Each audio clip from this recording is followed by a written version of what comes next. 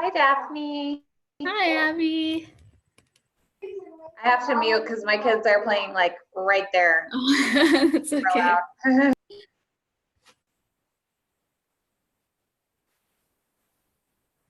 Hi.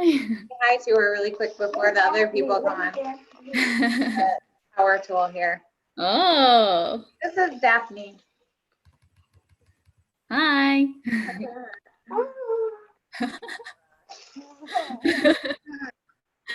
All right.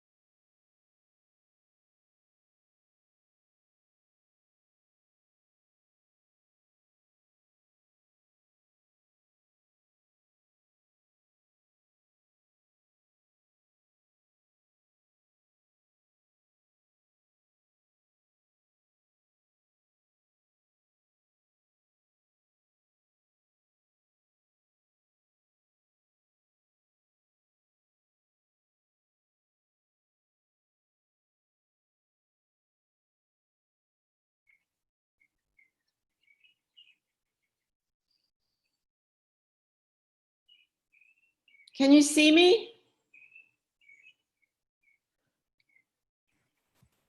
Hi, Carolyn. I can't see you. I see you.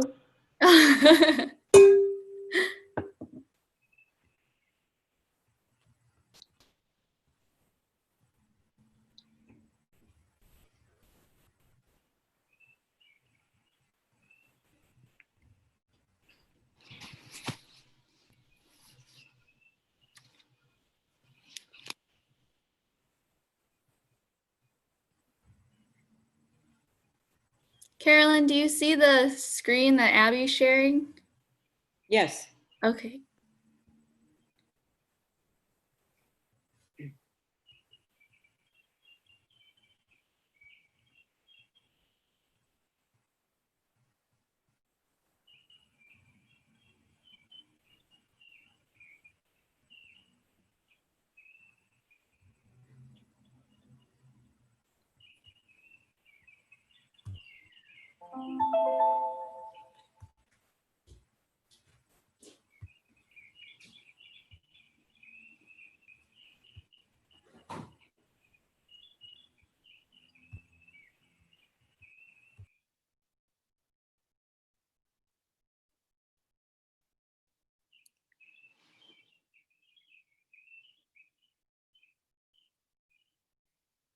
I had trouble first because the meeting ID that's on the agenda packet is wrong. When you just sent it out now when you just sent it out now in your email, you had corrected it so that it's 9827. So if people are using, they might have trouble.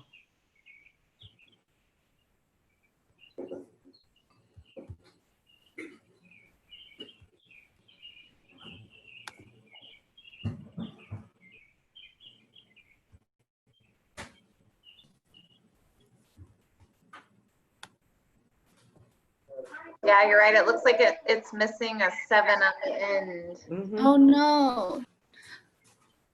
Hopefully everybody will get the email and find it. Did you also invite Cindy and Dennis? I will send it to them right now. Okay.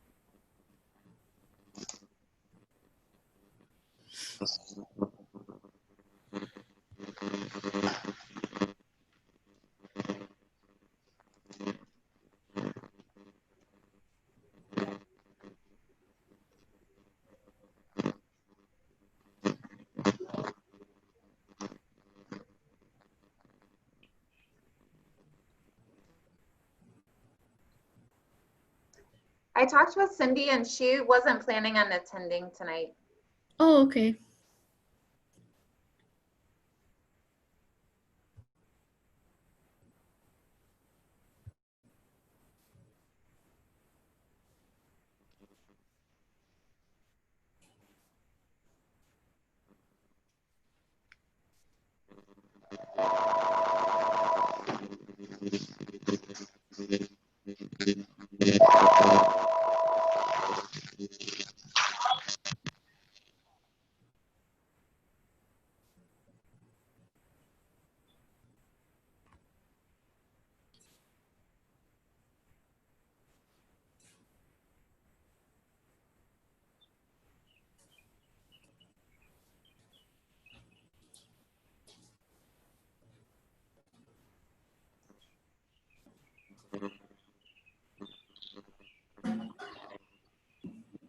Daphne, can you hear me? Hi, is this Jeff? Yes. Hi, Jeff. You're a little fuzzy again. I'm a little fuzzy. Yeah. Using my computer as my audio, but I have no other option.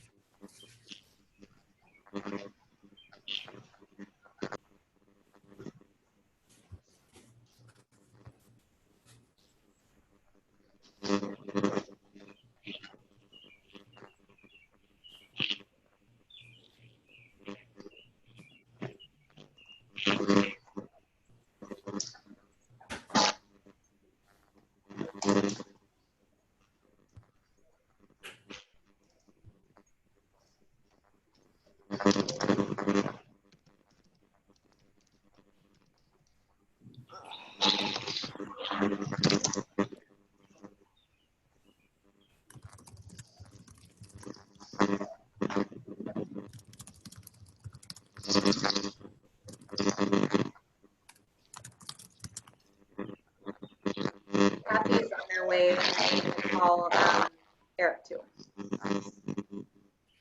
Okay. I'll send out another email.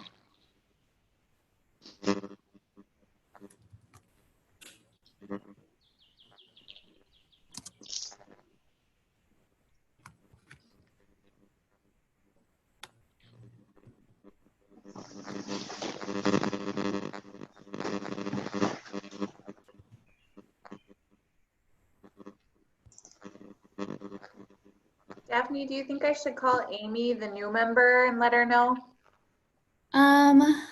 She did reply to me this morning saying she got our emails and everything. I'm sorry, Daphne. I had my speakers muted, so I couldn't hear what you said. Sorry. Oh, she did email me this morning saying she got the emails, so but maybe calling her would help. Okay, Just to I'll let just her give her a know. call really quick. Yeah.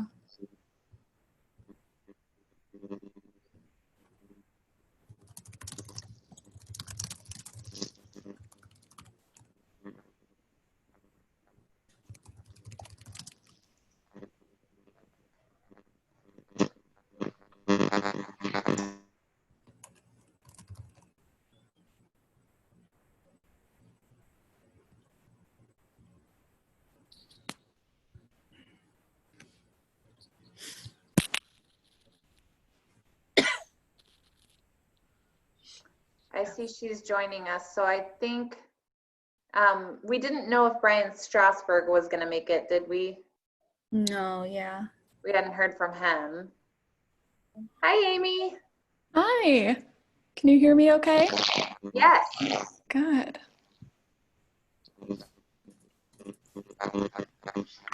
The only other one would be Eric Baker, and I don't see that his number is actually listed here.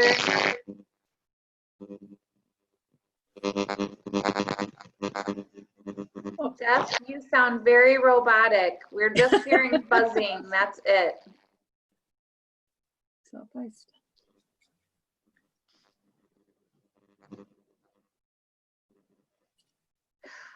Jeff, you know what you could do?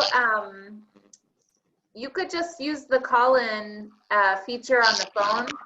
Why don't I quick email you the toll-free call-in number, and you could just hang up with your. You can't hear me very well? No. It's just buzzing. Just buzzing? Well, we can now hear you speaking, but there's a lot of buzzing. Still buzzing? Still buzzing? Yes. I don't know what's wrong. When my wife uses this, it works.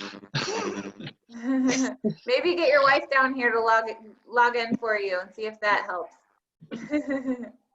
Might be that metal plate in your head, Jeff. Hey, thank God. You're welcome. I see Eric Baker has joined us. Yes, can you guys hear me? Yep, we can hear you fine. Great. Jeff, do you want to try the call-in phone number? Would you like for me to send that to you?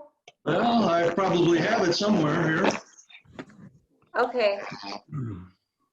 If you don't have a long distance plan, we have a toll-free number. Oh, okay. Toll free then. Let me give it to you here. Actually, I think I can pull it up right here on the screen. Let me see. You'll just want to mute your computer then, Jeff. It's 312-626-6799. I'm not sure if that would be toll-free. I think that's Chicago. It's 1-312-626-6799.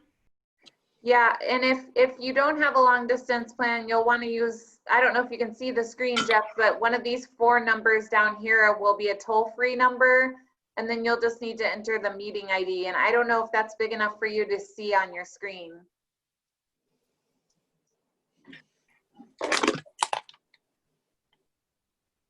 Abby, I just see your Chrome page.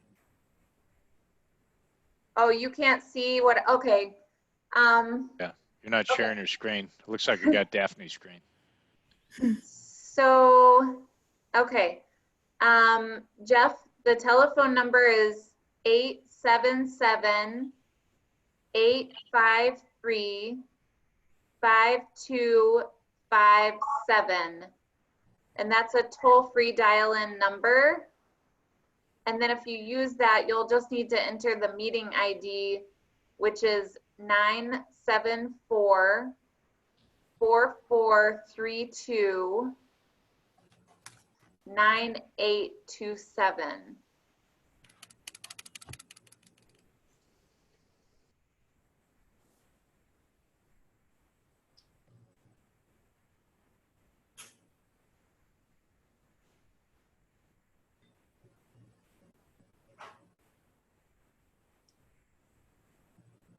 Can you all see the agenda now? Okay. Yes. So I guess when I pull up the Zoom app, that is not something that you guys can see when I'm displaying my screen, but I did not realize that because what I was working in was the Zoom app where I just had the invitation for the meeting open. I think though we can go ahead, Eric, if you're ready to call the meeting to order. I take it Brian's not here again.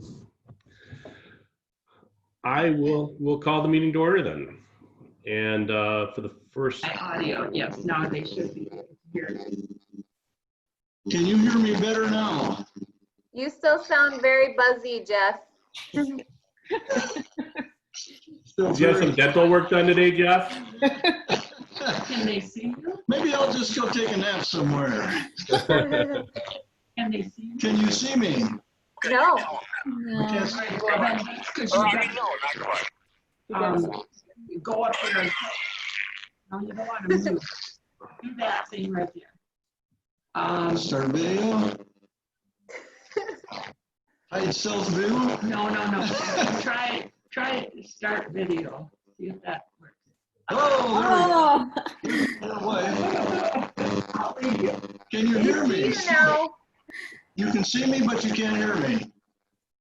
We can hear you. It just sounds like Darth Vader. Oh, well, that's my normal voice, Eric. I'm getting used to it, actually. I'll not say anything. I'll just listen. I have There a we go. question. Can you If you have something to say, Jeff, please do chime in, and we'll can you see we'll deal with me? it. Because I don't see myself on your We thumbnails. can't No, see we you, can't see you, Carolyn. Carolyn, Okay, just your name. Done something wrong, but I can see you all. So, weird. Hey, Daphne, this is Yeah. Kathy. I have my cell phone on speaker here and Brian Strasberg's on the speakerphone, so he can hear everything that's going on too. Oh, okay. So what I'm saying is you better watch it. Okay. I can mute him anytime, Daphne. So Brian is our chair and Eric is our vice chair. I don't know who's going to handle chairing the meeting. I'll happen Well, to. it would be Eric. You said not it before I got it out. Okay, well, why don't we, for the first item of the business, if folks have had a chance to review the minutes, I'll entertain a motion to approve the minutes from the May 28th meeting.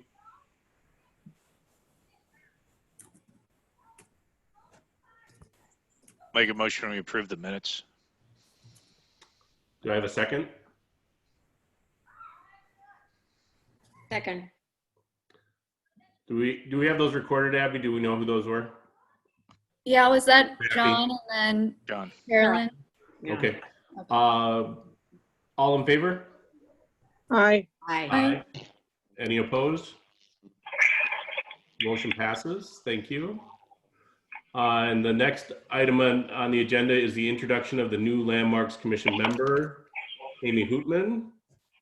Welcome, Amy. Thank you. Hi.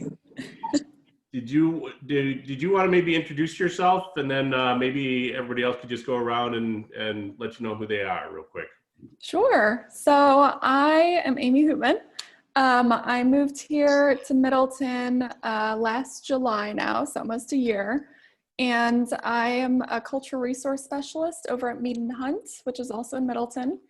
And I mainly work with Section 106 and review construction projects and their effects on historic properties. And I just finished up my master's in history last year. So I moved here for that position. Oh, great. Great. And somebody shanghaied you into joining the Landmarks Commission, huh? No. That was my choice for now. Sure. Yeah, see how it goes, right? Well, I'll start off real quick. My name is Eric Baker. I've been on the commission. I think you had our terms up. I think I've been on the commission since about 2012 or so, somewhere around there. And I'm an attorney in Madison and live in the city of Middleton in the Stonefield neighborhood.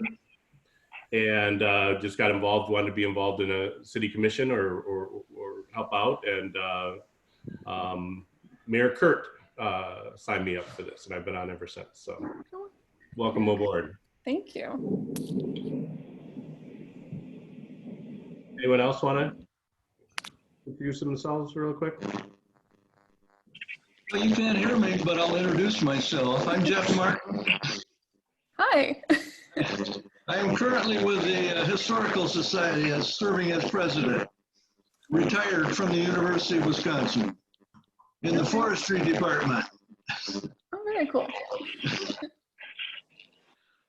Hi, Amy. I'm John. I live in the Foxbridge neighborhood here in Middleton. Moved here in 2004, and I've been on the commission since I think 2015. Hi, Amy. I'm Kathy Olson. I'm a resident of the downtown Middleton area for 30 years, and I serve on the city council as a district representative.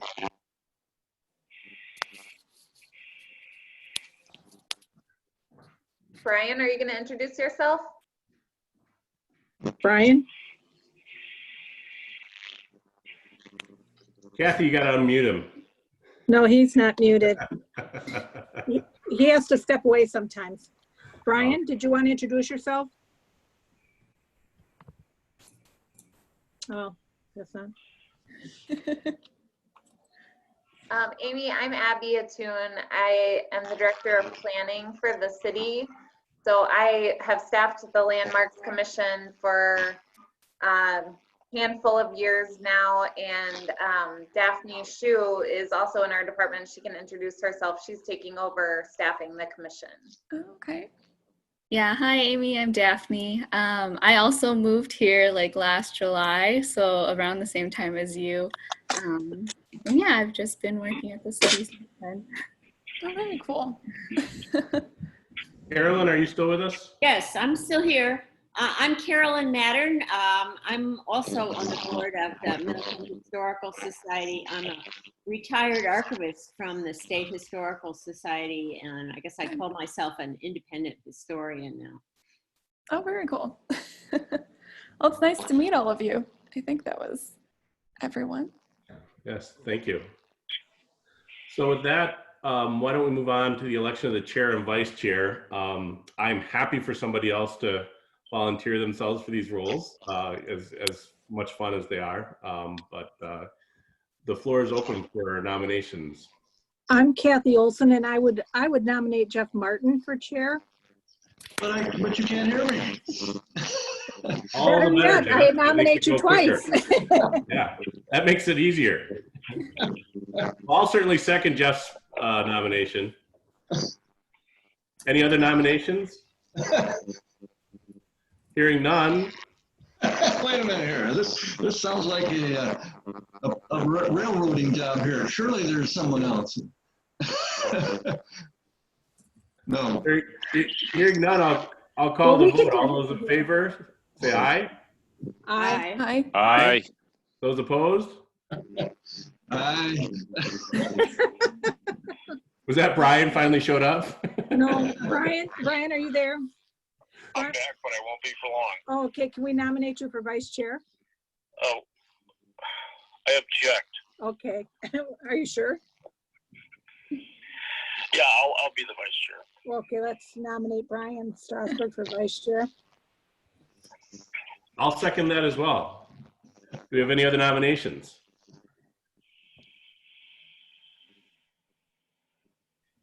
Hearing none, I'll call the vote. Those in favor of Brian for vice chair signify by saying aye. Aye. Aye. Aye. Those opposed? Damn it.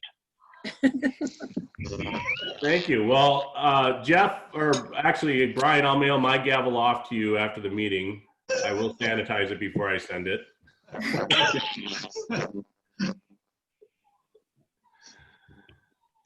I don't know, Jeff, do you want to take over and would everybody... Since you can't hear me, I don't know, maybe it'd be better if you continue tonight. Okay. The third item on the agenda is the design revisions request for the building addition to the W.F. Pierstoff House. Do we have our guests that were here last time? I'm not seeing them, but they could be, I guess.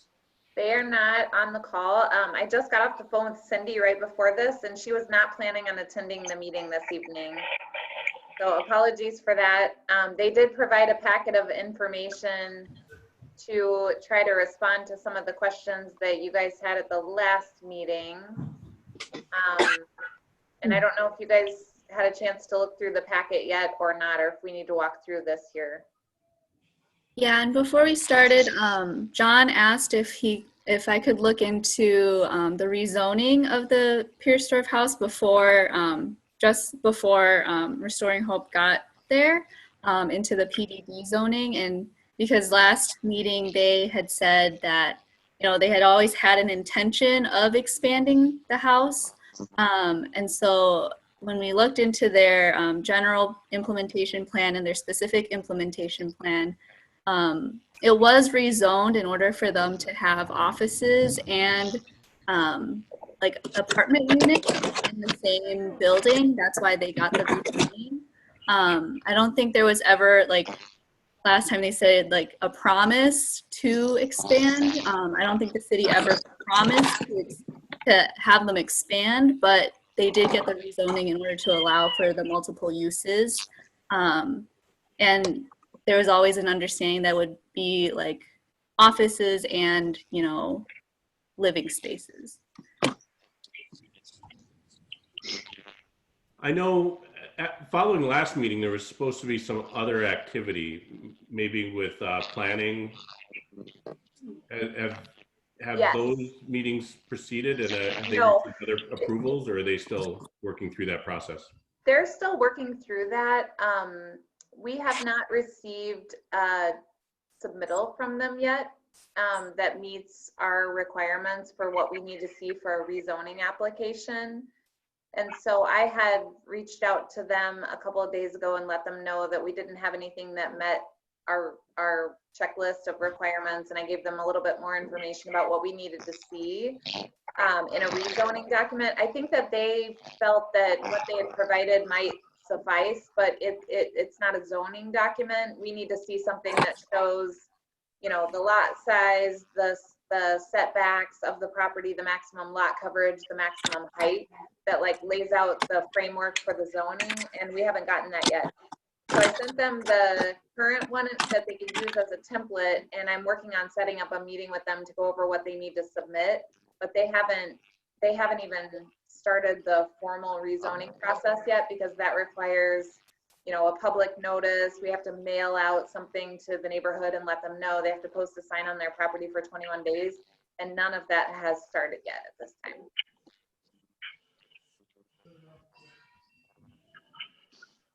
Okay. Have other members had a chance to review their additions to their submission? Maybe rephrase it another way. Have any members not had the opportunity?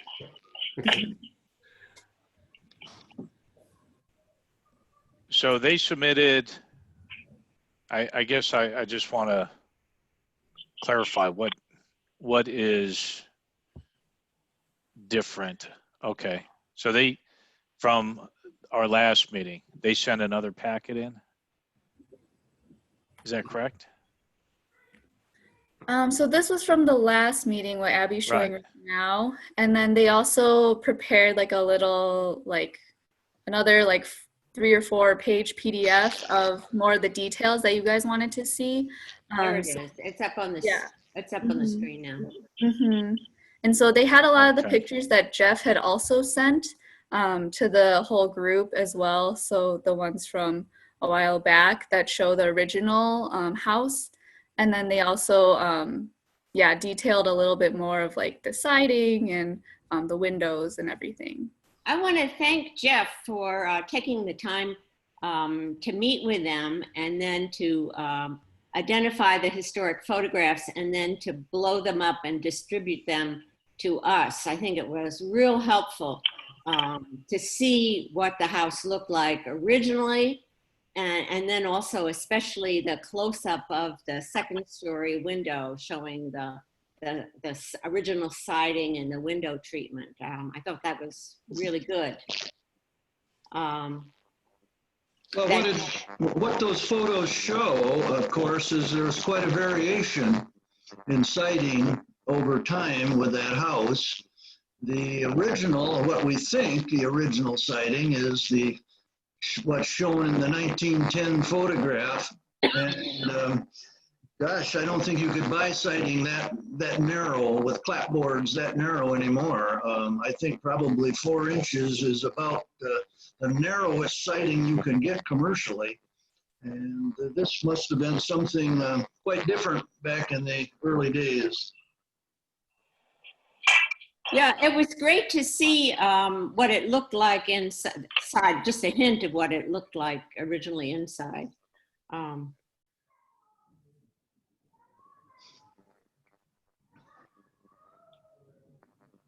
I want to say though, I was a little disappointed that in the material that they submitted, somehow or other, in my mind, I thought we were going to get something like a mood board that would show, here's the kind of siding we want to use in the color. Here are the window treatments, and this is what they will look like. Here's the asphalt. This is what that will look like. And they didn't do that.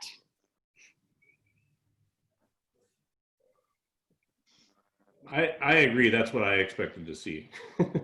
I'm not sure in these materials where I see what the actual doors, any replacement doors will look like, or the windows. Just, we're going to match the windows. We're going to match the door. But I might be missing something. Daphne or Abby,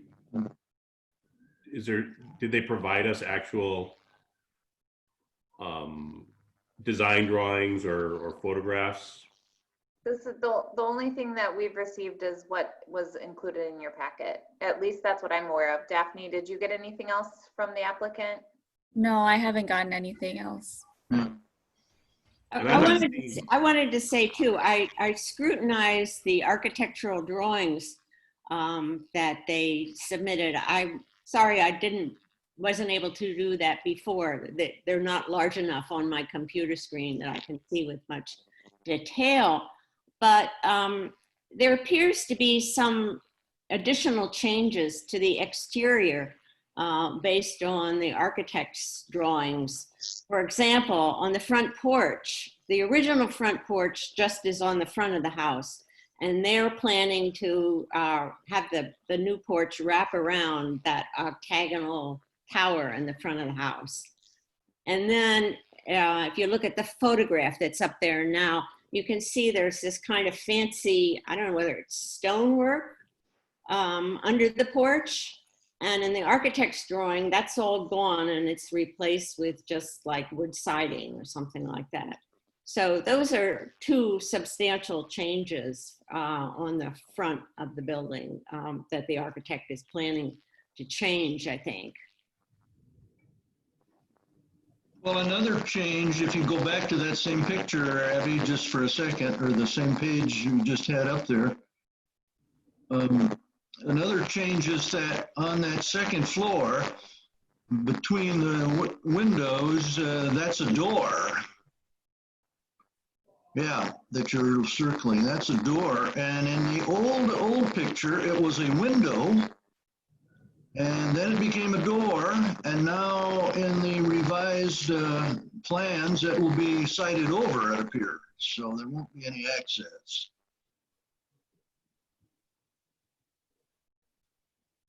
I'm in agreement with Carolyn and Eric in the fact that I thought we would see a little more specific information about just what they plan to put on that house.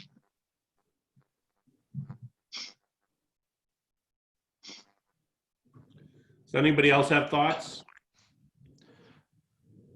I'll say that I went down there and kind of walked the property line based on the schematic of how large that building is going to become.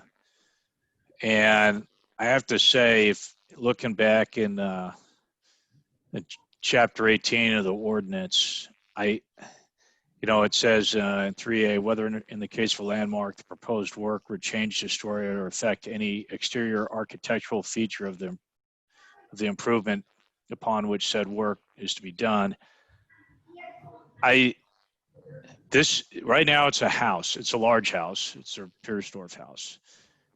The structure that they're proposing is not a house. I would equate it to even the old home that the Historical Society is in. If we were to add on to that and make that an office or some other large building, more than doubling the size, but just left the front of it the same, I don't know that you could say that's the same historical house. This will not be a house that I can see in their drawings. They're at least doubling the square feet. it is pushing all the way up the hill, and we're not the zoning guys, but when I'm down there looking at the sketches and looking at the property line, it looks like it pushes almost all the way up to the apartments that are above them. And that to me is not, I wouldn't look at that and say, oh, this historical home. It's going to look like a commercial building, regardless whatever siding you put on there. And so, to me, it's one thing if they need the people staying there, if we need to extend the footprint to add an elevator or an additional staircase or an additional, handicap accessible bathroom or something. And so you're going to change a footprint. This is completely altering the building beyond being a home, and it's turning it basically into a commercial. And I think what they do is great, but if you look at, if this was T-Wall coming down here saying we're going to do this, I don't think we'd even be having a discussion. Maybe I'm making an assumption there, but say I'm going to take the Piersdorf house, I'm going to turn it into a huge apartment building. I guess I have a problem with that. If they were looking for a place where they could house this many people, why they bought a historic home and now want to turn it into it. So if, I don't want to say I'm completely closed to the idea, but I would want to see the kind of architectural detail where you could look at that and see where the original Piersdorf house is and a matching architecture, but somehow define that. Some sort of, I'm not an architect, but some sort of creative way where you can see where the original Piersdorf house is, and then they did an addition on the back. I might be, open to something like that, but to just say, well, we're going to run light blue vinyl siding all the way down to double the size of this, that to me is not maintaining the integrity of this historic home. All right, I'll get off my soapbox now. No, it's very good points. Very good points. Yeah, I have a lot of those same reservations, I must say, from the day that I first saw this plan. And yeah, I share those, John. I don't know whether I can really, really accept the fact that we ought to keep it as a landmark if they make those major changes. I don't know. Yeah, I don't think it would be a landmark anymore. I mean, you could say, well, the front half of this building or the front third of this building used to be a historic home, and you have a turret. Okay. And then you have a huge building going up the hill behind it. To me, it's not a home anymore, certainly from the side. A lot of the pictures they have are from the front, but if you look at from the side and you stand on the street and look how big that is, that's going to fill that entire lot. I was just going to ask you, how much of that lot will it consume, John? On their drawing, they had 2 parking spaces behind the building. So yeah, let's see. Okay, so yeah, I'm pointing at the screen. Does that help? Hi. If you like a lateral, can you show like from the side? I don't know who's got the screen right now. Daphne, is you? Oh, it's Abby. Oh, Abby. Yeah. Okay. So even that. Okay, actually, that top left picture right there. Okay, so to the right of that top left drawing, I also somewhere else I saw an aerial view where they had 2 parking spots.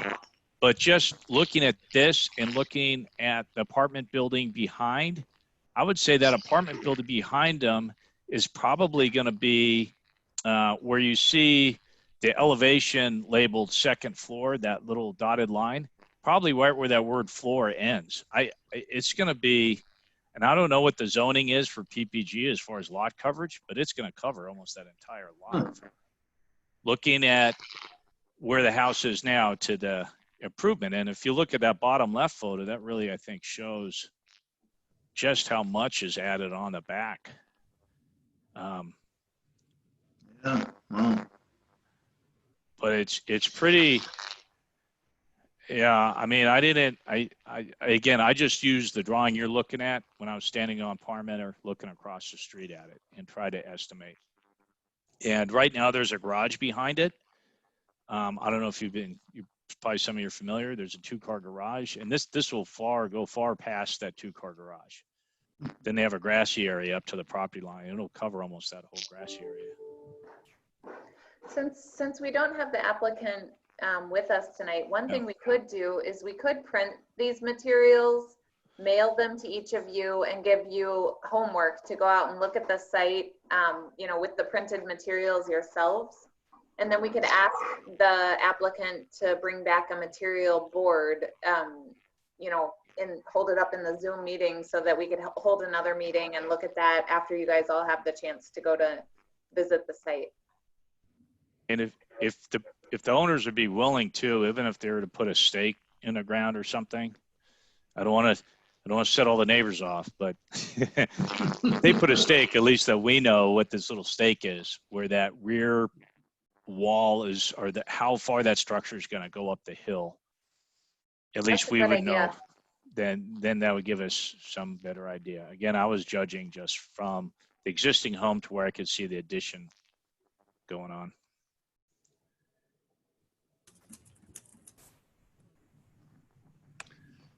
Any other comments folks have?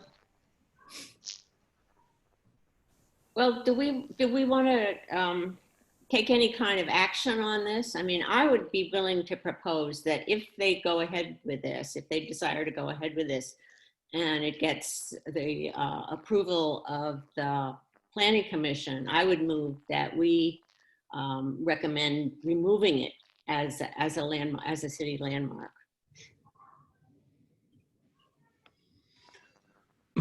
I haven't done my ordinance homework for tonight on that subject. I don't know how that process works, Abby. Is that, or Daphne, is that something that we can just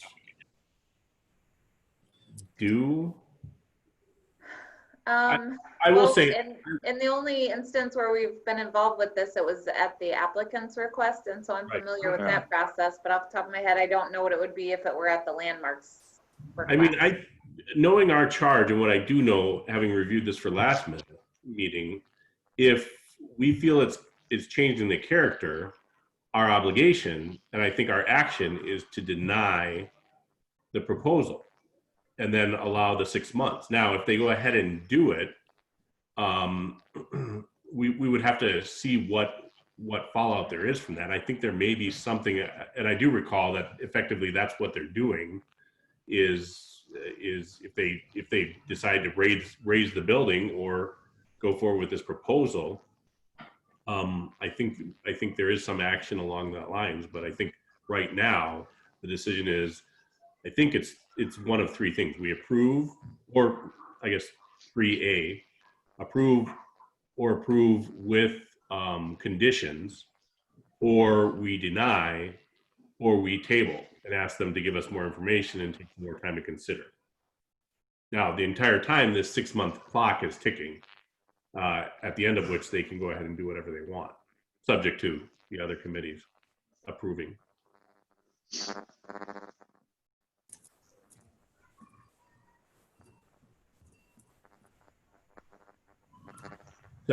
I guess unless there are other comments people want to make or other discussion, I think the one of three actions, if we're going to take any action to consider, are a motion to approve or approve with conditions, a motion to deny the proposal, or a suggestion that we table it and ask them to come back with more information, or give us the opportunity to allow us to look it over and put it in the stake where we can see the footprint, those type of activities. So I'm open to any of those suggestions or motions. What exactly is their request? Do you have that on the screen there, Abby, somewhere? How is that worded?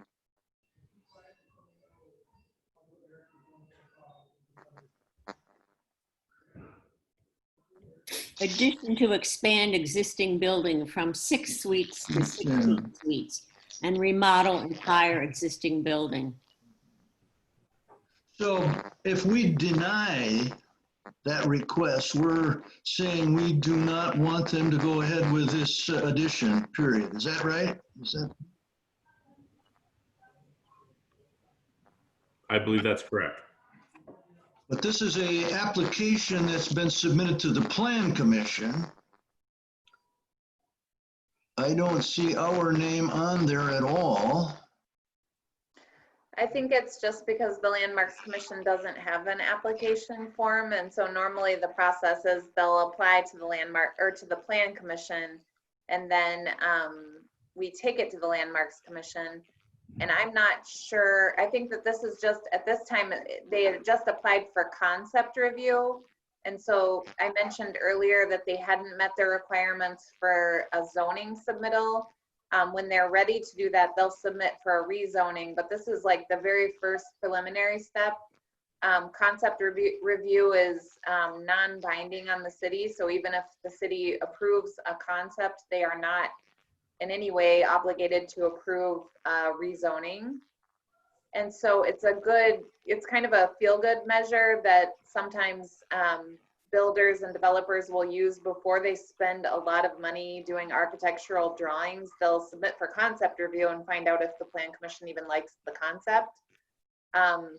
This did go for concept review last year, and I remember a couple of the Plan Commission members raising some concerns about the size of the building and also about the materials, specifically vinyl siding, because I think that they thought that it was wood siding that existed currently. And then they also simply deferred any action because they wanted to hear from the Landmarks Commission. And then the reason that it didn't come to you until many months later is because the applicant decided to withdraw their application.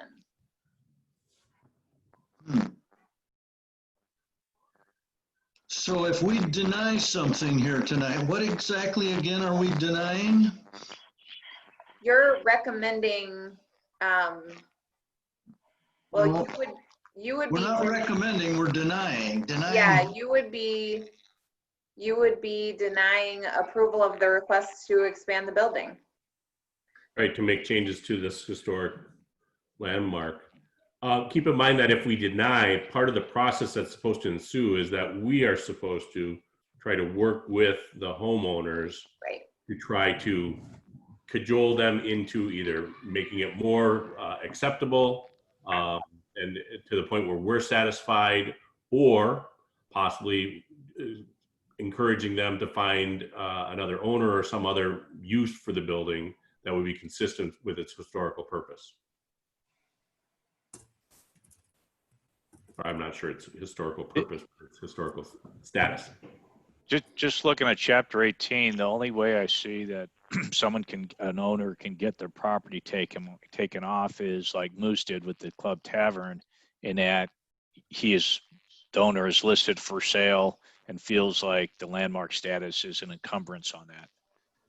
I don't see any other methodology in 18, unless it might be somewhere else, but in 18 that says how an owner would get it taken off once it's been designated a landmark, other than trying to sell it and then have to wait 6 months and work with us for trying to find a buyer. So there's nothing to say that the Landmarks Commission can initiate delisting if somebody makes a terrible alteration, or paints it purple or whatever,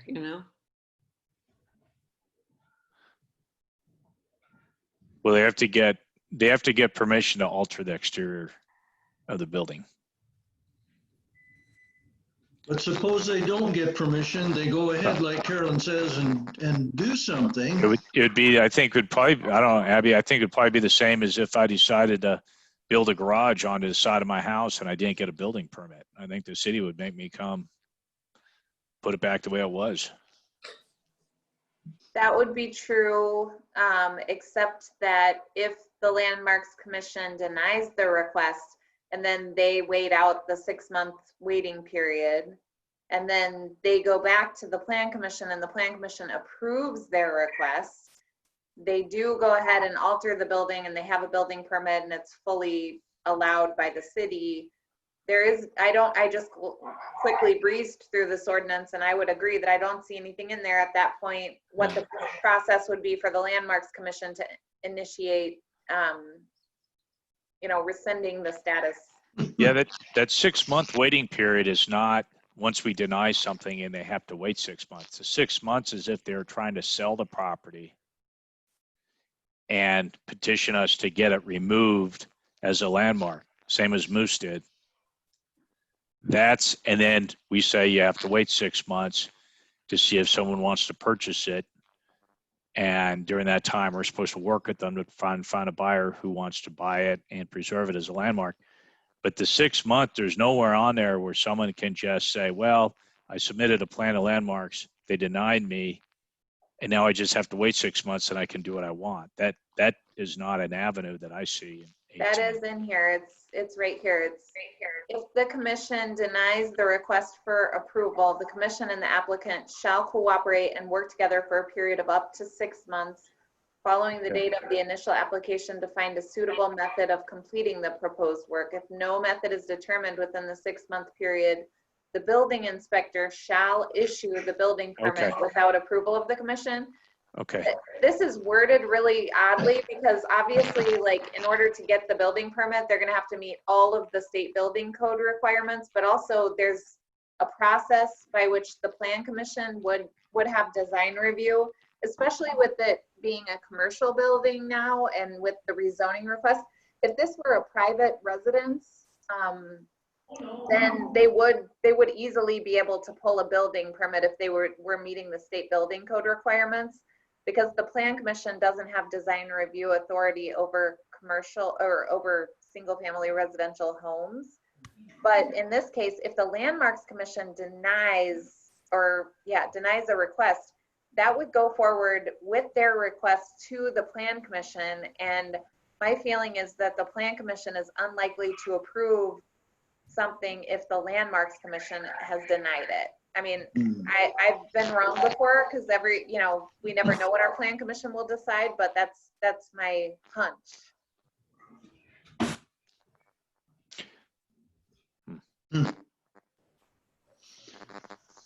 Abby, since this application is already before us, that means the clock has started already on the 6 months, correct?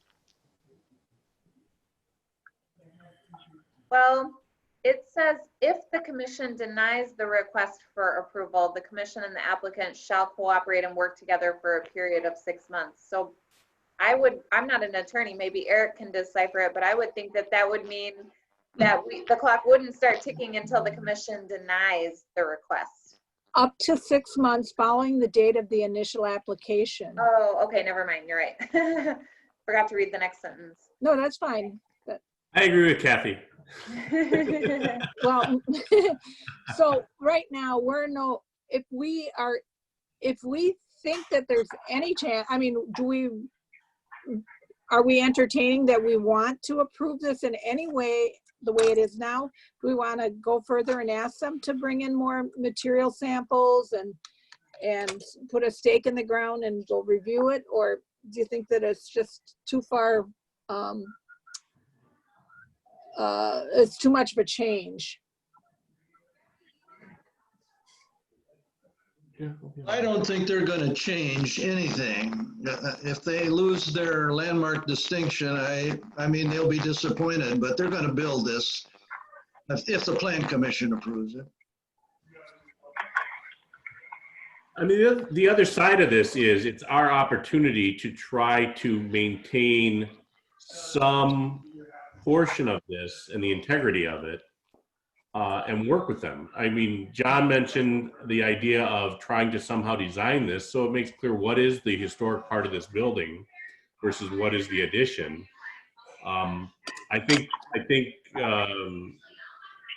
historical, we're going to have to be dealing with this issue going forward as modern usage, changes over time. And do we want to keep some remnant of this, and is it worth it to work with them or not? But you notice also that these plans were drawn up in 2013, so they're 7 years old. Are they doing a new design for this? My understanding is that they had the plans drawn up years ago, and then they tabled it because they were working to pay off the existing mortgage on the home. And what's prompting this before you now is that they received a donation to pay off the existing mortgage, and so now they want to expand.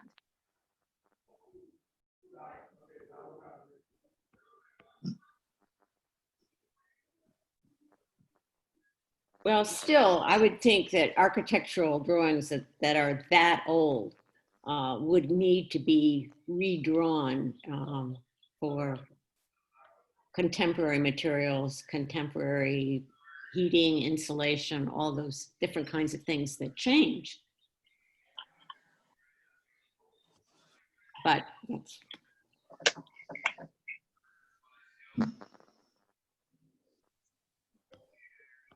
Well, one avenue is, we could go the route where we ask them to attend the next meeting, and we ask them to bring the material board, stake it out like John recommended, and we ask all the commission members to go out on site and look at the property in person.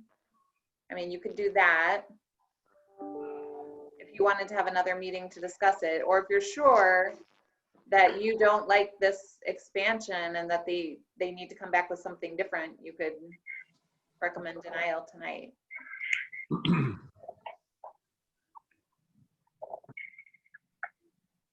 Yeah, I'd be all for them coming back, but I don't want to string them along if we are just opposed to the size of the project and the project.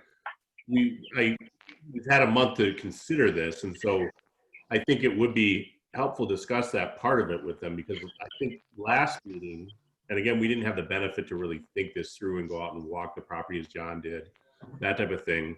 I asked about this issue of the size and the fact that we were morphing, it was becoming more than twice the size of what it was. And I'm hearing tonight a different response than I felt like I heard last week or last month. So if we want to keep working with them and try to influence this and look at the design boards, etc., I'm in favor of that. But if others are just opposed to the project, I think we should let them know that and not string them along.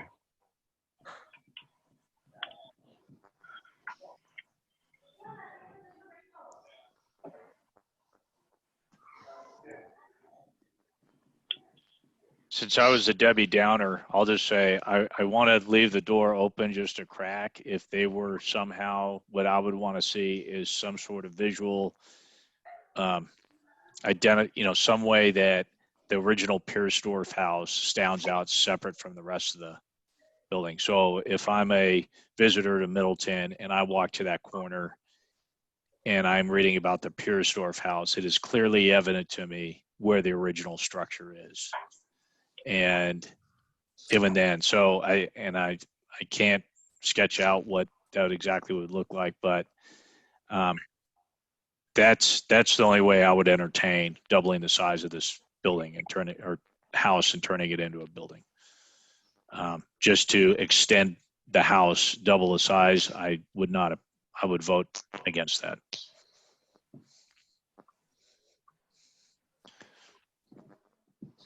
That's something I would support. Are others interested in seeing that? I think that's something that we could, if we adopt it as a motion and a message to them to come back next time or in the future, and that's something we would like to see. And if others would support that and not say, no, I don't care what they would do, I'm not going to approve this. Maybe that's a message to send back to them and see if they're willing to take a crack at that type of a design challenge. I'd like to hear from Amy. If a project Yes. like this came before you, what are some of the things that you would do to see how this would work?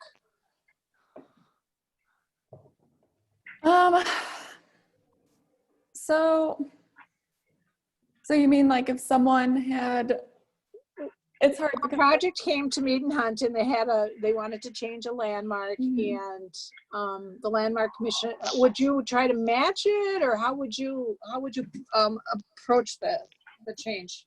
Yeah, I think for the most part, we would probably approach it kind of how John is talking about. I don't know that we would really, especially if it was listed on the national register, this would not work for us. It would just, that would be a problem. But I think in general, since this is a local listing, I agree with how John is approaching it. I think that if you could see that the original, or like what the original building was, and you could see what has been added on, and what is new. Obviously, you don't want it to clash or anything, but I think in general, as long as you can tell what's new and what's old, Okay. good sign. Because I think we were trying to send the message, we wanted it to match last time we met. Yeah, and I mean, in my opinion, I probably would want it to go. I don't know that I'd say match, but I think Complement it in a way that it, complement it. Exactly. But yeah, I agree with John. I think that you should be able to tell that it's it wasn't built, at the same time as the original building. So.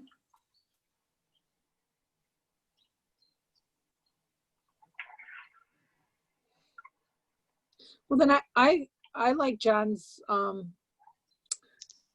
idea. Then we'll work with them, ask to see some of the boards, what they plan on doing, and then have everybody, and Abby, like Abby said, everybody take a chance to go out and see it in person. So.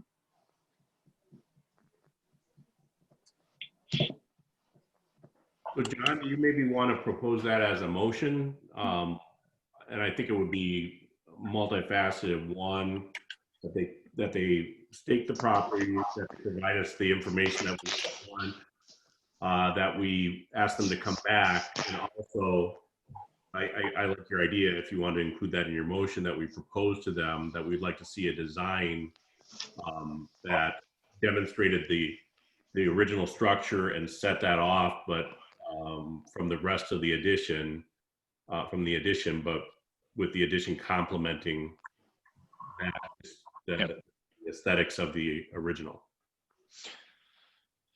Yeah, I'll make that motion that we table a decision right now and request the owners stake off the corners of the structure on their lot,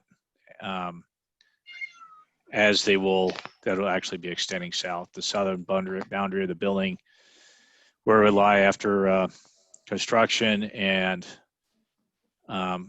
demonstrate to us how they're going to visually differentiate the original Piersdorf house from the addition, yet ensure the addition and original house complement each other architecturally. I like how Eric said it better. He said it better than me. No, you're spot on. I liked your version. You're spot So much on. so I'll second it. Doesn't matter, whatever Abby writes or Daphne writes down is what it is. That's good. I'm good with whatever Daphne writes. I'll second the motion. Is there any further discussion? Hearing none, I'll call the question. All those in favor? Aye. Aye. Aye. All opposed? Motion carries. Nice job, John. Thanks. Going back on mute. Our next item, we have some more activity on the landmark plaque modifications, and it looks like we have some drafts that were provided to us for review. Is that right, Daphne? Yes, so you guys requested that I put all the listed landmarks that we had into that template that I had made.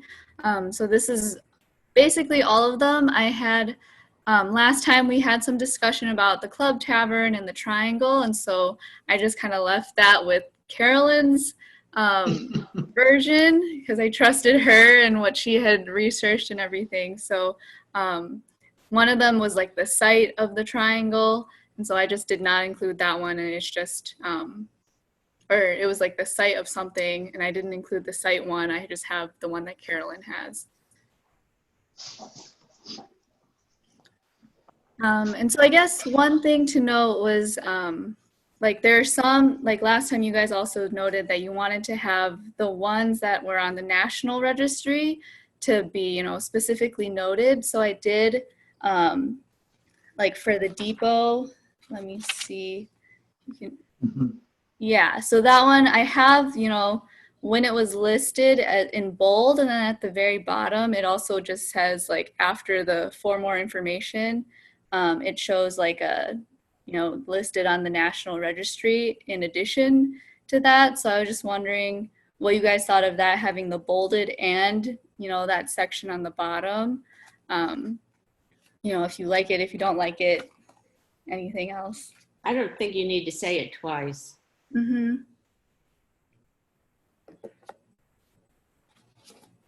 How big are these going to be? Roughly 8 by 10 again?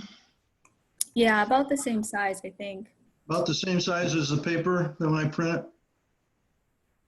Yeah, or whatever is the existing Mhm.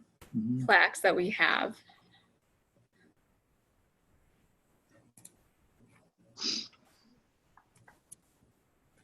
And Daphne, are you asking for approval of these in final at this point? I think so. I'm not entirely sure of what the process would be. Yeah. One Having these thing we redone could at do this is we point? could print one of them. You know, we could get one sample printed and see if you guys like the way that it looks like when you can actually see it. I'm not so sure that this still isn't too much information on a single plaque. I know we want some on there. I know Eric was in favor of at least having some information.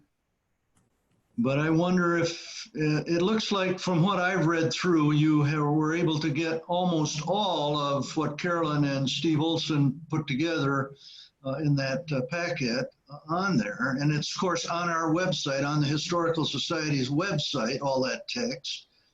So I'm wondering if maybe it would be nice to trim this a little bit on the plaques. I don't know.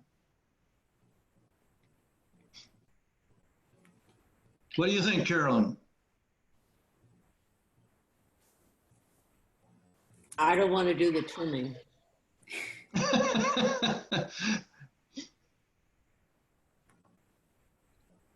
I personally like them. For the person that's not going to go to the website and go on, there's enough here, but it's easy to read. I believe it'll be easy to read when you see the full size. So I don't have a problem with it. But if anybody does, I am noting, and this is just who I am and why I do what I do for a living. Some of these, a couple of these are not justified right and left. And I know they're not going to be together, but we should probably make them consistent. So if you compare the blacksmith shop to the boathouse association, for example, the blacksmith shop is left justified, but not right justified, whereas the boathouse association is common. Yeah, I'll fix those. Mm-hmm. Nobody's ever going to see them next to each other, so it would be a small issue. Mm-hmm. Well, go ahead, Jeff. well, going back to how much text we have, you know, at the bottom of each one, it says, for more information, visit our Historical Society website. Well, right now, there isn't any more information on our Historical Society website other than a map and the little pictures, thumbnails of all of these places. So if you go to the website, the only additional information you're going to get is our map. So, I mean, it's sort of telling people there on this line that come onto our website, you'll learn a whole lot more about it. And we don't have a whole lot more yet. Unless Carolyn's going to write some more. No. I still have a problem with the ones for the sites, the buildings that are gone. Those have not been fact checked, and there's one of them, I can't remember which. It sounds real kind of folksy. You know, I just don't care for the style. So maybe what we could do is hold off on the sites until, Yeah. someone can actually, verify the information that's in there, but we can go ahead with what you guys have already researched. Why don't, Abby suggested having a sample made up and reviewing the sample made up. Why don't we have one done so we can see that next meeting? And then if anybody wants to take the, laboring ore, and it doesn't have to be done by next time, but if we at least have a plan that there's going to be some more refinement, we can move forward with this.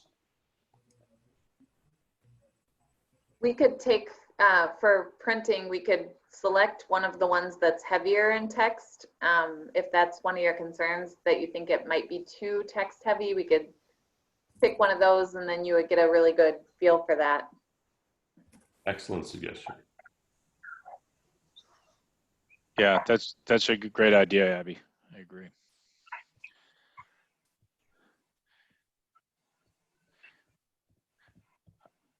And I know Daphne's been looking at these over and over and over. And I think we owe it to her sometime before the next meeting for us all to read through it, because when I looked through, I found a typo, and for the life of me, I see one right now. I can't remember which one it was. And looking at the livery stable, it should be horse drawn and it's horse drawn. Okay. Okay. Also, James might be James. Might be missing an S.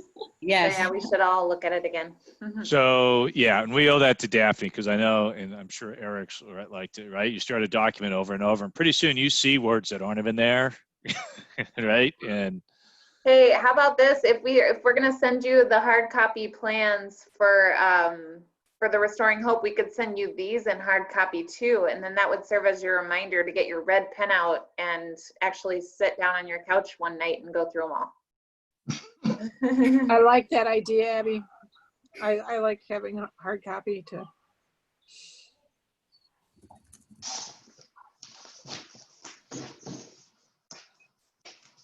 So if there are no other comments or suggestions, I don't think we need to take any action. I think we can go forward with those steps without a motion.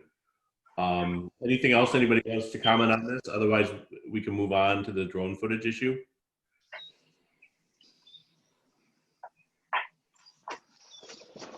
And with that, if people aren't just going to gnash their teeth at me, I'm aware of this, what's going on with this, and I'm happy to see it moving forward. Unfortunately, I'm actually hosting a family get together right now, and I was hoping this would be done by 8. So if you guys can proceed without me, I would be eternally grateful. So hearing no objection, I'll leave you guys to going through the drone footage. So have a good night, everybody. Thanks. Bye. Bye. I actually don't really have that much of an update either. Nothing has really happened moving forward with this, but we just put it on the agenda to remind us that it's still there and it's still going to happen. Very good. Did you, Daphne, did you make contact with Aaron Harris about doing something in the fall? You did, didn't you? No, I have not actually. Oh, I didn't get to emailing him yet. Yeah. Because that's what we talked about as a possibility of doing something late October, early November. So, okay. Well, you might follow through on that if you would, and see what his thoughts are, maybe, and what he might think of as a way to delineate the shape of the mound. Maybe he's given that some additional thought.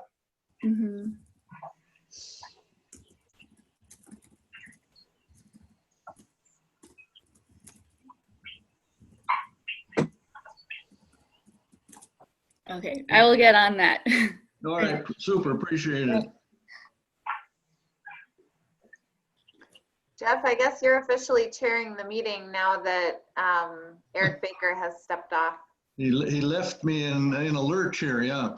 All right, the only other thing I would have, unless somebody has another comment about the drone footage, I wanted to point out that we have received a letter from the depot, from the folks at the depot, the Tourism Commission or Tourism Department, about some concerns, some health concerns they have with our old depot.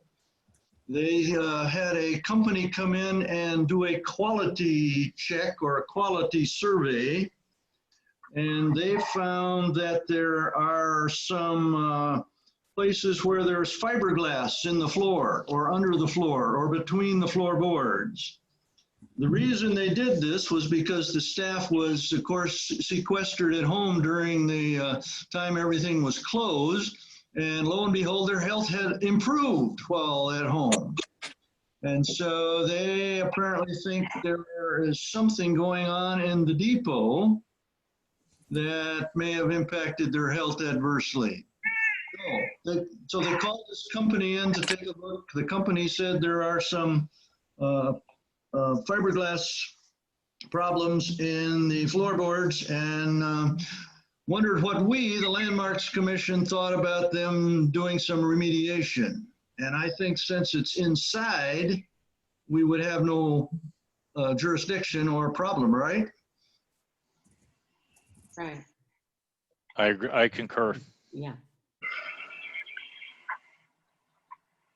So if they want to go ahead, they can go ahead. I did a little research on the problems with fiberglass, and it doesn't sound to me like it would be too much of a problem if you didn't do anything with it. You know, if you didn't fluff it up or sand it or saw it or something. If you just leave it alone, one of the health advisories I saw said it shouldn't be a problem, but maybe it's not fiberglass that's giving a problem. Maybe it's mold.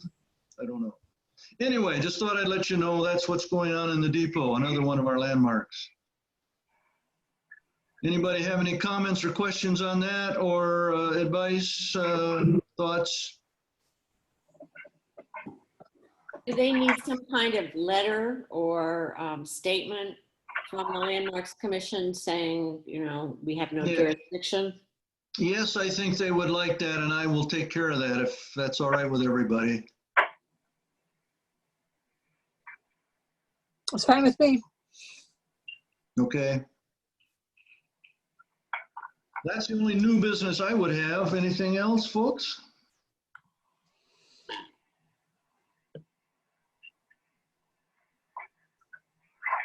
Hearing nothing, is there a motion to adjourn? Could I interject here? Did we take action on the transplant house? We did, and we discussed that at great length, Dennis, early on for about an hour. I just turned, I had company and I didn't look at my email until just now and saw that there was a meeting and an invitation. Yeah, well, sorry you missed out on it. We did pass a motion that maybe Daphne could read to you. Can you do that, Daphne? Oh, mine is still in the drafts. But the motion was to table the decision until and for the applicant to provide more detailed materials board, or examples of the exact materials, and also a clear design as to how the landmark house can how the addition can complement the landmark's house, because basically the discussion was that we want the landmark house to stand out, and so people can see that it's a landmark, and for the addition to complement it, so with matching characteristics, but be clearly new, and so people aren't confused between what is a landmark and what is not. It was not as succinct as what Eric could do. Okay. Differentiated but complemented. Right. So it's not intended that the addition make it look like it was part of the house initially, but instead that it's clear the original portion of the house, the addition, they can be complementary, but they should look different so that it's clear what part is the original and what part is the addition. anybody make any suggestions as to how that might look? I think that it's pretty obvious how they're separated. One is set back significantly, and it's in where the entrance is actually where the entrance is now. So everything that is closer to the east property line is all set back from Parmenter Street. So I mean the materials, it's somewhat difficult. The materials that that we're looking at are to make it look exactly like what it looks now. Abby, let me interrupt for a second. Abby, can you bring up again on your screen or on the screen here for Dennis's purposes, the side view from Parmenter Street? I think that was the one that John was looking at, wasn't it, John, that caused some concern? Or did John leave us? Oh, he's here. He's here.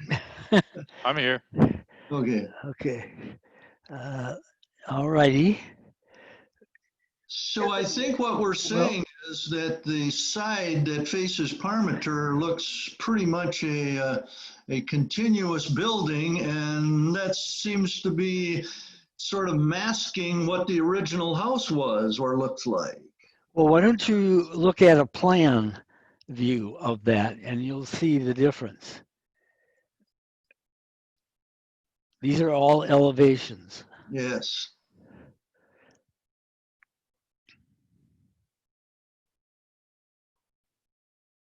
I don't know if you submitted one, Dennis. I think the only thing that we had was the site plan that showed, you know, the size of the initial structure and then the size of the addition. Well, this was the initial plan that we had. Oh, there you go. Can you?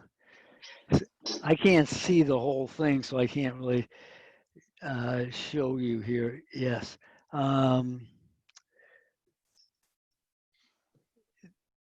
Okay. Well, I guess I can understand what you're saying.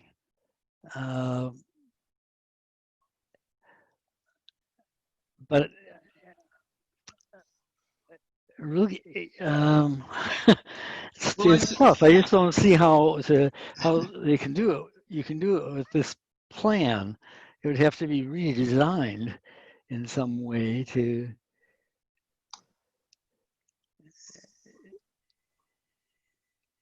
The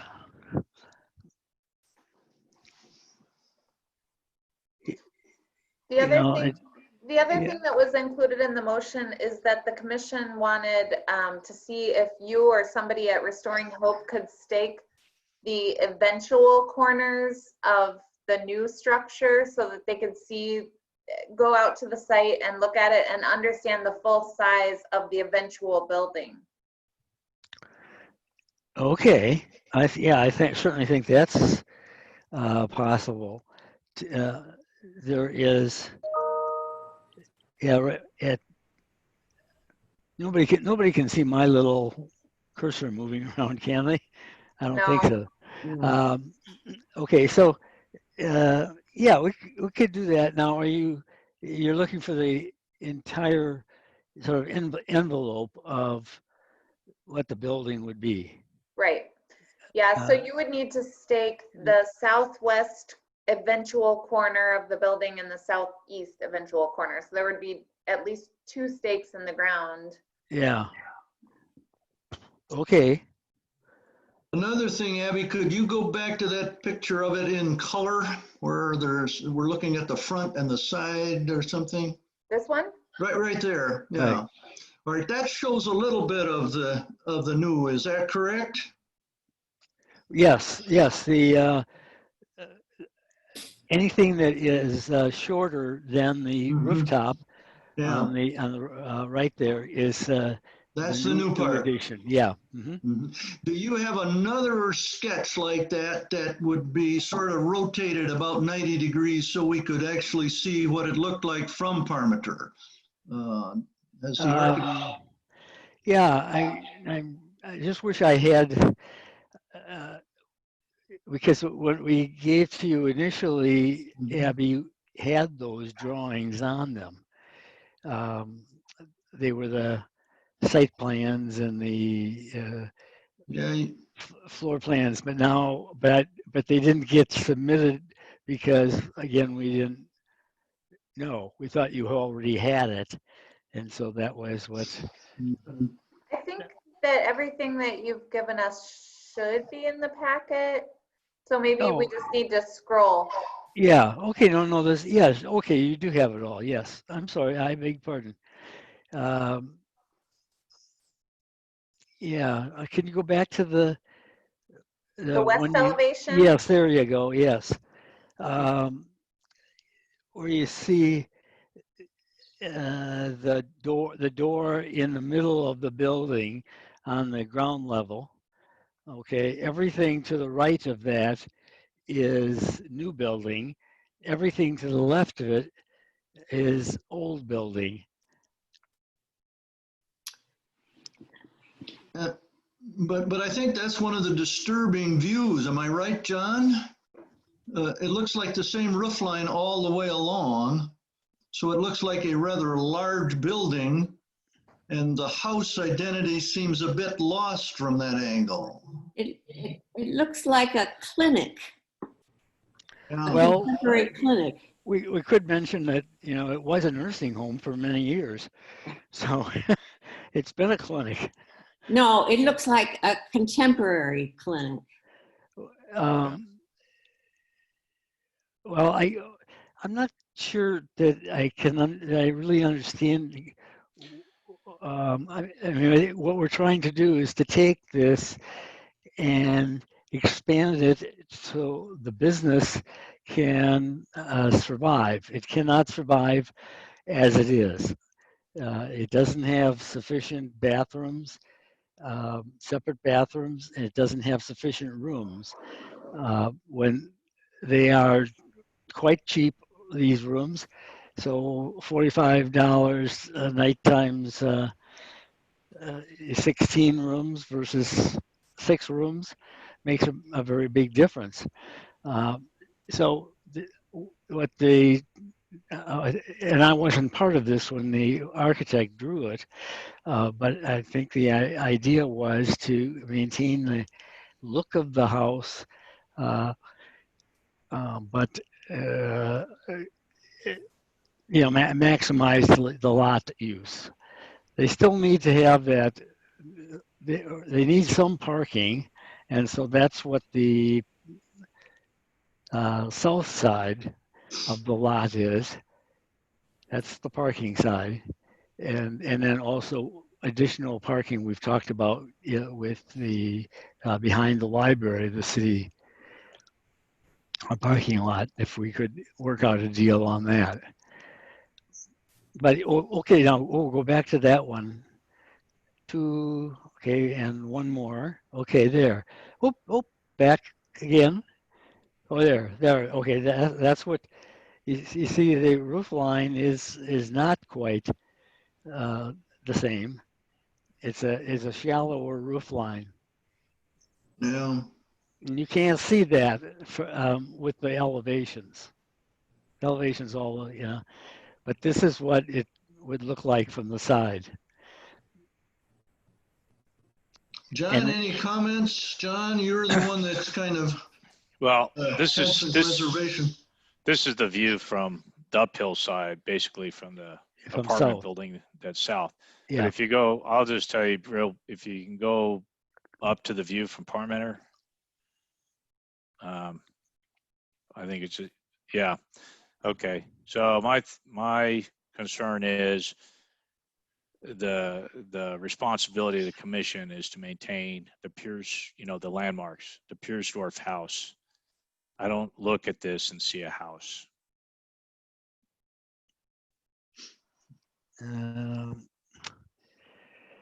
Well, I that's don't a see tough what, one. I don't see, if I'm a tourist or I'm a visitor to Middleton, this is a historic Piersdorf house. I don't see it. That's as simple as Well, I can. I can understand Yeah. that, John, but And that's our responsibility. Yeah. And we had a long discussion. We have to take, however supportive we are of the mission of the organization that's currently using this building, that doesn't, we can't weigh that in to make exceptions because we like this organization, whereas we would do something for one organization, whereas we're going to tell another owner that we don't want to do it because they just want to rent apartments, a commercial apartment renter. So we're responsible for maintaining existing landmarks in the city, and I can't look at this and I walk Parmenter and just try to get an idea. And that's why I asked for the stakes, because just looking at what I knew where the existing house is and where the addition is going to go, I just see one huge building and I don't see any resemblance of a house.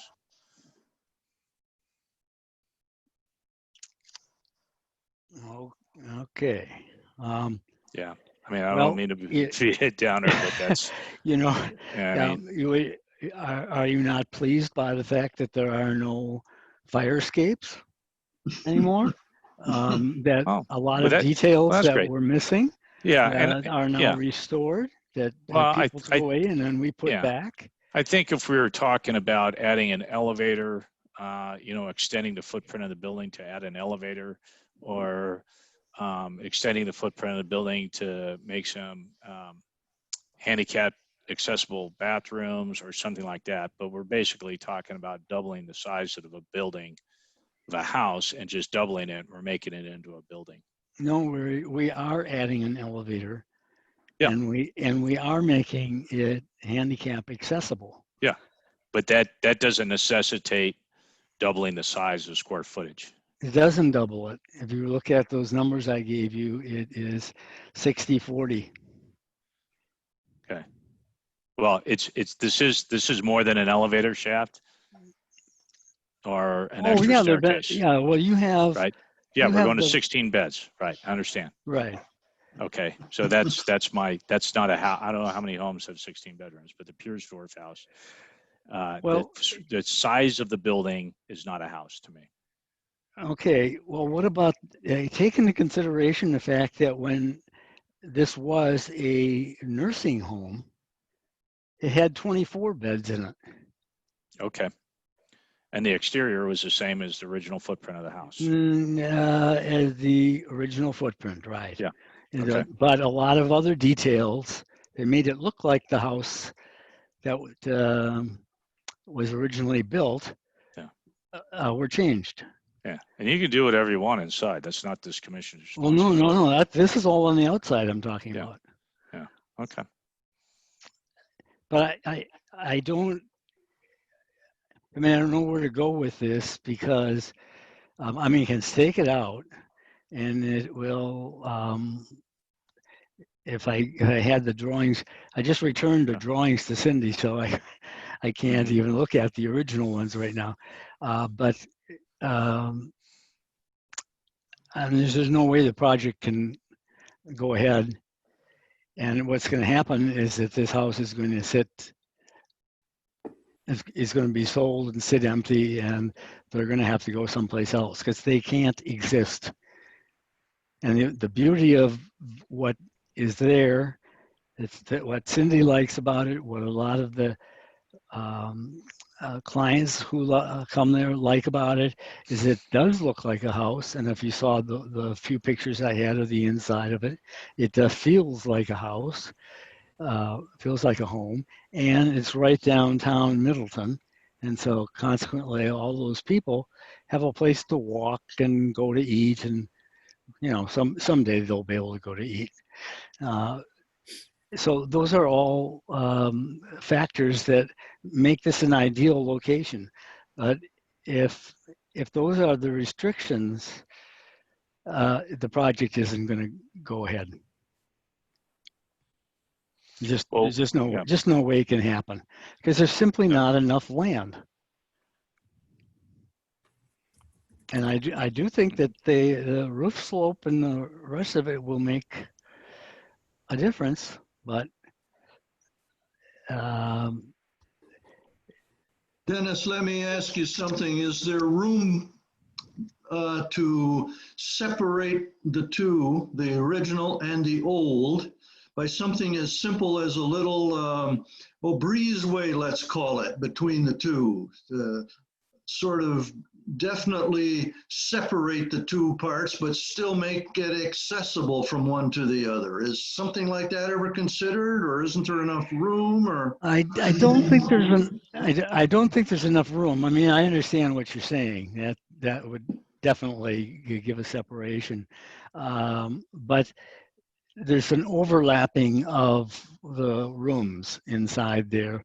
So some that were part of the old, some of that flows into the new and vice versa, okay? So I don't know that, I mean, we could do something, although I don't know that you'd like it, we could put different siding on it. Well, you know, like a lot of these houses, when they were built, they had large structures behind them for carriage houses. Was there Right. some way that you could build something like that? Well, the large structures were usually standalone things, and no, in order for this to be functional, it has to have 16 attached rooms, or it could, 14 if that you want to make some. But again, we're crossing missions here because, as you say, you don't have any jurisdiction over the inside, just the outside of it. So. Let me interrupt again, John. What would you think if he put together a proposal that showed two different buildings, even though they're attached, different siding, different exterior treatments that would distinctly mark the old and the new? Well, that's the motion that we had made and passed earlier tonight, was asking the owner for that, some way to, while still architecturally complementary, be able to identify the original Piersdorf house. So perhaps something of a different nature and siding would work, you think? Be worth looking at? Yeah, I mean, I don't want to just say no, but if it's just lengthening the building, that to me is you're erasing the house. Yeah. And so if that, I think that's feasible.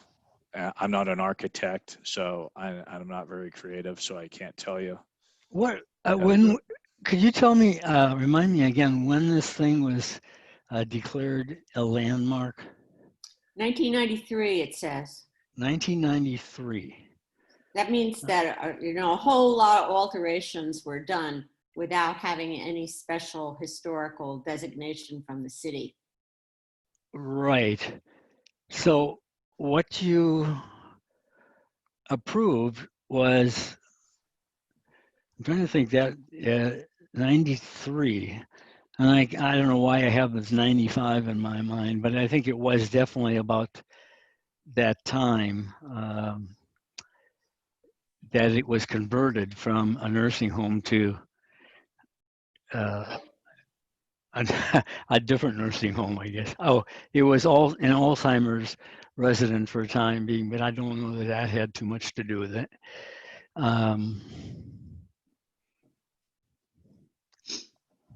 It says here that in 1995, the nursing home was upgraded and the color and the siding were altered.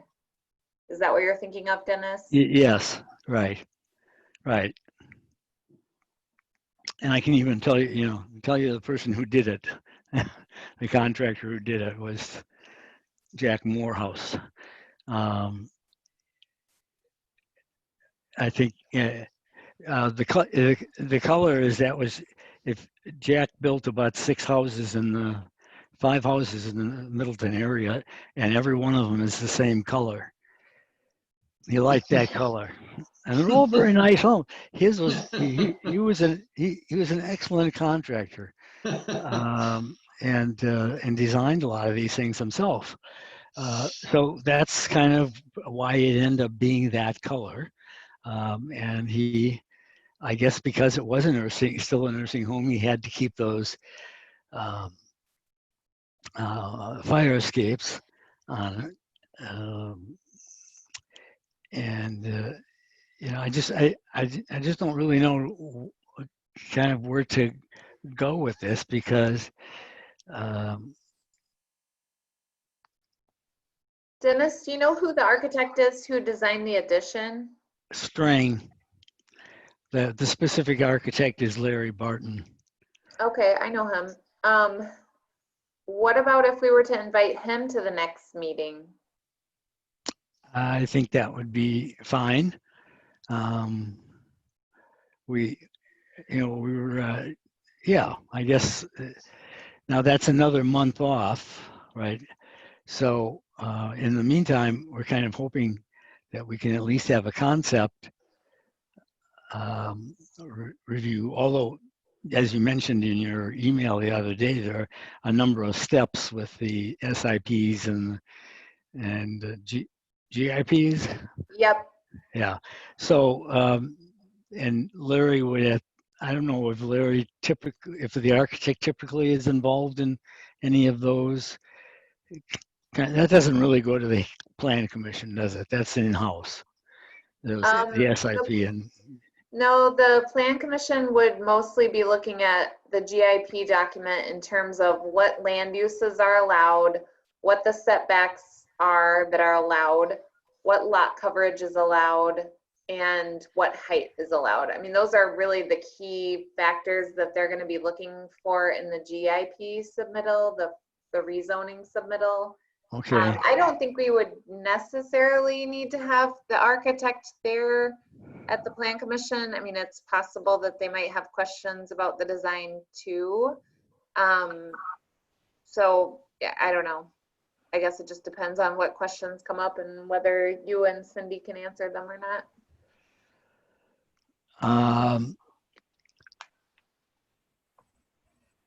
Well, I know things move slowly, and sometimes slowly for a reason.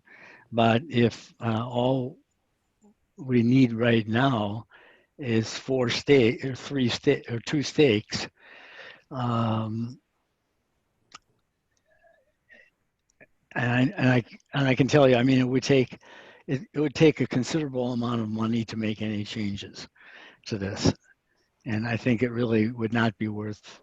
I'm speaking for Cindy, but and maybe I shouldn't. But I just don't see that this can work for her. I mean, she'd be better off financially just to build another building on some other location.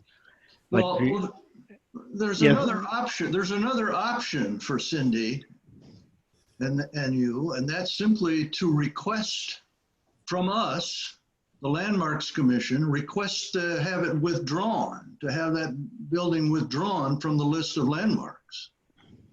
You could do that.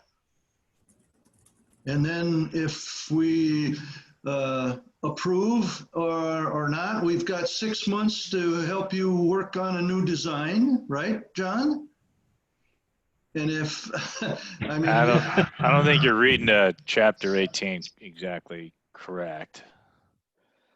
Well, I leave that to Abby, but I don't think. Isn't that an option? If someone doesn't want their place to be in the landmark listing anymore, they have that option. I don't think I think that it's just under the section related to sale of the property, I believe, but hold on, let me pull it up. Sale of landmark sites. Any party who is listed as the owner of record of a landmark site who can demonstrate to the commission that by virtue of such designation, the party is unable to find a buyer willing to preserve the site. Okay. There's a process then at that point for decommissioning it. And we went through that process with the Club Tavern, and they did have that property listed for sale. And they were unable to sell it. So we did go through it with them, but I'm not sure what other. Okay, I may stand corrected here. I haven't read the regulations, so I don't know. I thought that was an option with an owner who didn't want their place to be a landmark anymore, but not true.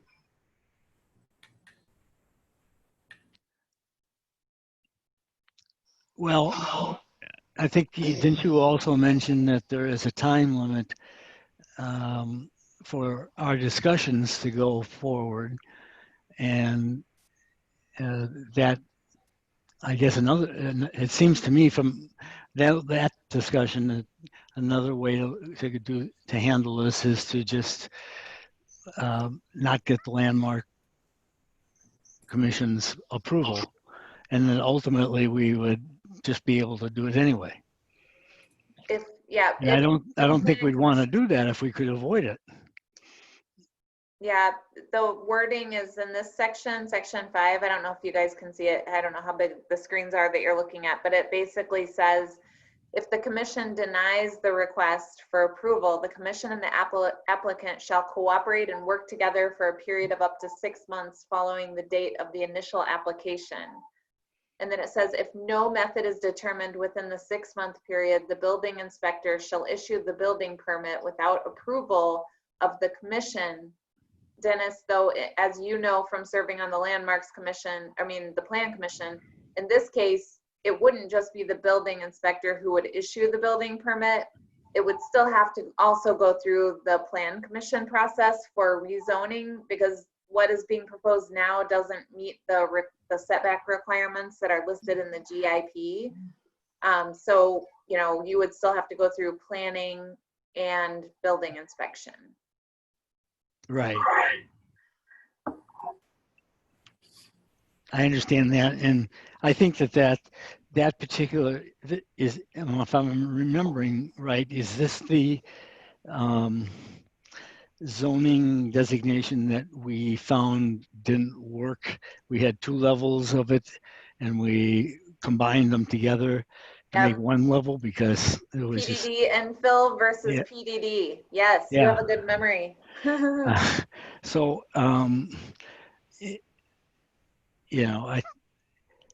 it certainly has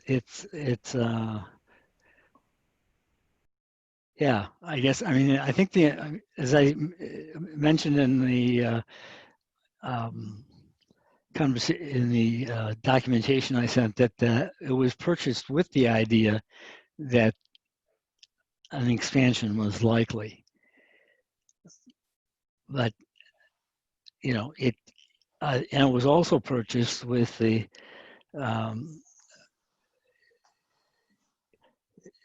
idea that it looks like a home, and it fits downtown, and it has a lot of these kind of characteristics. Maybe we could do a little setback, but I just don't think so. I can look at the whole thing, and you can see those on your things too. It's pretty hard to do anything with it. And I don't know if you think that there would be some value in I don't know what kind of different siding we could put on it, but or if you could have a different roof line, but I think that that already is a fairly low roof line compared to the other ones on the house, which are much steeper. I think this looks like a 6, maybe a 6 and 12. And the others, I'm sure, are 8 and 12, 8 by 12, or maybe even steeper. But we can go ahead and do that. I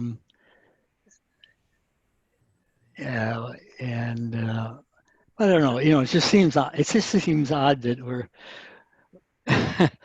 going to have 2 commissions working on this thing, and we're not going to have agreement. So I think we wanted to do this because we were respecting the designation that it was a landmark, and it certainly looks like a nice landmark. You know, and nobody who looks at this thing is ever going to know what the original house looked like anyway. The front of it is exactly the same as it was. The front side, you know, the front two-thirds of the house is exactly the same. Are you planning to rebuild the front porch? No. Well, I mean, we might rebuild it, but it'll be built exactly the same as it is. Well, it's because it's not now. I mean, the drawing shows the porch wrapping around the tower. Oh, well, that's the way it'll be built. Okay, well, that's a significant alteration from the original porch. And also the trim under the floor of the porch is a change. It looks like wood fencing. No, it's the same thing. It's the same pattern that was there. Well, you go back and look at your blue drawing, and it shows, you know, kind of an interesting decorative pattern there. Yeah, you know, it's some sort of lattice type of thing. But I mean, that would be more period than what maybe than what's there now. Or what is there now is period. It's a fancy lattice that allows air to flow underneath that deck. And okay, well, that's when you look at the original photograph, that's what's there.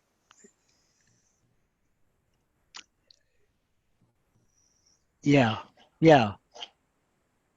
Now, let's see, does that? Yeah, it's very hard to tell on that drawing as to whether the porch would wrap around or would just stop. I don't know. I would have to look at it again more carefully. Wrapping it around would again be more of a period decision. No, the picture that Jeff distributed to us, and you probably saw from 1975, shows a porch without a wraparound. Yeah, and nothing in front, and it's all enclosed. Yeah. And it's it's a kind of a complete disaster in terms of maintaining period. Yes.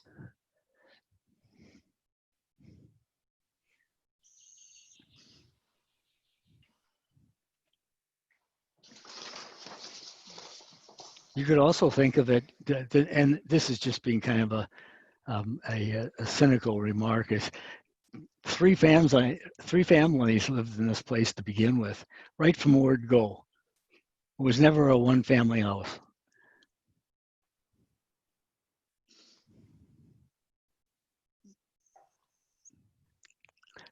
Because our banker couldn't afford to build it either.